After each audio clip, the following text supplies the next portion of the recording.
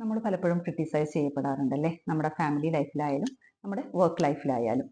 So criticism എന്ന് പറയുന്നത് തീർച്ചയായും നമ്മളെ വിഷമിപ്പിക്കും. ചില സമയത്ത് നമുക്ക് ദേഷ്യമൊക്കെ വരും, കാരണം നമ്മളുടെ ഒരു ഹാർഡ് വർക്കിന്റെ റിസൾട്ട് ആയിരിക്കും നമ്മൾ കാണിക്കുന്നത്. ആ സമയത്ത് നമ്മൾ ക്രിട്ടിസൈസ് ചെയ്യപ്പെടുമ്പോൾ നമുക്ക് തീർച്ചയായിട്ടും വിഷമമൊക്കെ വരാറുണ്ട്. പക്ഷെ നമ്മൾ മനസ്സിലാക്കേണ്ട മറ്റൊരു കാര്യം എന്ന് പറയുന്നത്, all criticisms are not negative. അവിടെ ചില പോസിറ്റീവ് ആയിട്ടുള്ള ക്രിറ്റിസിസംസും ഉണ്ട്. അതിന് നമ്മൾ കൺസ്ട്രക്റ്റീവ് ക്രിറ്റിസിസം എന്ന് പറയും. അതായത് നമ്മളെ വിമർശിച്ച വ്യക്തി പറഞ്ഞതിൽ ഒരു 10% യാഥാർത്ഥ്യമുണ്ടെങ്കിൽ അതാണ് കൺസ്ട്രക്റ്റീവ് ക്രിറ്റിസിസം. സോ ആ 10% എന്താണെന്ന് മനസ്സിലാക്കി ആ ഒരു എറർ നമ്മൾ ഒഴിവാക്കാൻ ശ്രമിച്ചു കഴിഞ്ഞു കഴിഞ്ഞാൽ ആ type of criticism will help us to grow. അപ്പോൾ ഇത്രയേ ഉള്ളൂ.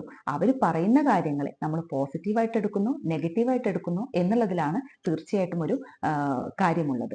അതേപോലെ തന്നെ നമ്മൾ ഇനി മുതൽ നിങ്ങൾ ഒരാളെ ക്രിട്ടിസൈസ് ചെയ്യുകയാണെങ്കിൽ പെട്ടെന്ന് നിങ്ങൾ ദേഷ്യപ്പെടാനൊന്നും നിൽക്കണ്ട. പകരം listen to them first and അവർ പറഞ്ഞതിൽ എന്തെങ്കിലും കാര്യമുണ്ടോ എന്നുള്ളത് നിങ്ങൾ സ്വസ്ഥമായി ഇരുന്ന് ആലോചിച്ച് മനസ്സിലാക്കുക. എന്തെങ്കിലും കാര്യമുണ്ടെങ്കിൽ അയാൾ പറഞ്ഞതിൽ ജെനുവിനിറ്റി ഉണ്ട് എന്നുണ്ടെങ്കിൽ തീർച്ചയായിട്ടും അക്സെപ്റ്റ് ഇറ്റ്. ഇല്ല, അയാൾ നിങ്ങളെ തളർത്താൻ വേണ്ടി, നിങ്ങളുടെ കോൺഫിഡൻസ് കുറയ്ക്കാൻ വേണ്ടി പറഞ്ഞ ഒരൊറ്റ ക്രിറ്റിസിസം ആണെന്ന് നിങ്ങൾക്ക് ഫീൽ ചെയ്യുന്നുണ്ടെങ്കിൽ just let it go and smile happily.